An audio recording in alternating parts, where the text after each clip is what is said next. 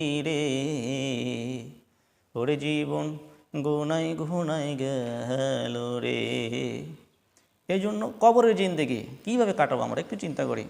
যেখানে কোনো আত্মীয়স্বজন থাকবে না, বন্ধুবান্ধব থাকবে না, আমার সম্পদ, সম্মান, ডিগ্রি, পদ, পজিশন, সেখানে কোনো কিছুই কাজে আসবে না। কোন সময় মালাকুল মউত আসবে আমি আপনি জানি না। এই জন্য আমরা মউতের জন্য প্রস্তুতি নিই। নিঃশ্বাসের বিশ্বাস কইরা গো বাদলাম বাড়ি ঘর,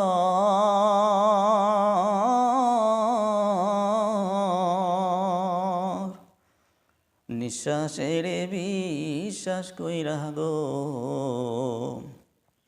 বাদলাম বাড়ি ঘর,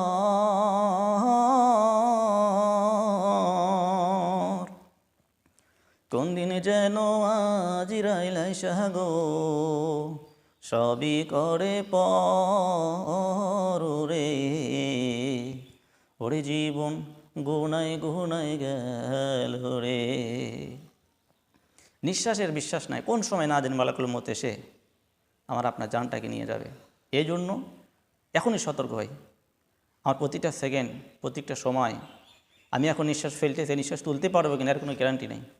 আমি এখন নামাজ পড়তে আসছি, জুমা নামাজ পড়তে আসছি, আসর নামাজ পড়তে পারবো কিনা এর কোনো গ্যারান্টি নেই। কাজে এটাই আমার জীবনের শেষ নামাজ হতে পারে, এটাই আমার জীবনের শেষ বয়ান হতে পারে।